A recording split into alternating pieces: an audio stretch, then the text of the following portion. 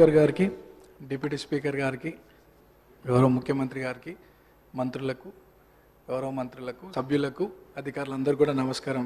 Speaker sir, first time మాట్లాడుతున్నందుకు చాలా హ్యాపీగా feel అవుతూ మీకు ధన్యవాదాలు తెలియజేస్తూ, గత 2 సంవత్సరాల క్రితం ఇదే సభలో గౌరవ ముఖ్యమంత్రి గారు ఒకానొక సందర్భంలో పేరు ప్రస్తావించడం, 2 సంవత్సరాల లోపే ఇక్కడ ఈ సభలో తోటి సభ్యుడిగా రావడం చాలా అదృష్టంగా, గౌరవంగా భావిస్తూ అధ్యక్ష, మా సామాన్య కుటుంబం నుండి వచ్చినటువంటి నాకు ప్రజాసేవ కల్పించే అవకాశం కల్పించినటువంటి మా ముఖ్యమంత్రి గారికి, కాంగ్రెస్ పార్టీ పెద్దలకు ఈ అవకాశాన్ని స్వాగతిస్తూ మా ప్రాంత ప్రజలందరూ కూడా నన్ను ఆశీర్వదించి సభకు పంపించడం వల్ల అందరికీ కూడా మనసారా కృతజ్ఞతలు తెలియజేస్తూ, సార్ ఈ సభలో మాట్లాడే ప్రతి మాట, ప్రతి అంశం కూడా ప్రజల జీవితాలతో ముడిపడింది కాబట్టి సభ గౌరవిస్తూ, సభ మర్యాదలను పాటిస్తూ ముందుకు సాగుతానని, మా ప్రాంత ప్రజల యొక్క సమస్యలు పరిష్కరించడానికి గౌరవ ముఖ్యమంత్రి గారి ఆశీస్సులతో, సలహాలు, సూచనలతో మా ప్రాంత ప్రజల సమస్యలు పరిష్కరిస్తూ వారి సంక్షేమ అభివృద్ధి కోసం సాగుతాను ముందుకి,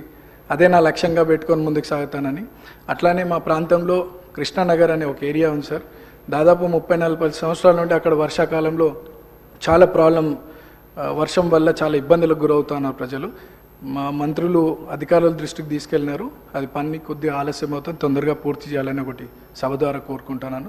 అట్లానే హైటెన్షన్ లైన్స్ మా ప్రాంతంలో ఉండడం వల్ల పదుల సంఖ్యలో ప్రజలు చనిపోయినటువంటి విషయం పూర్వంలో, అది కూడా అధికారుల దృష్టికి తీసుకెళ్ళినారు.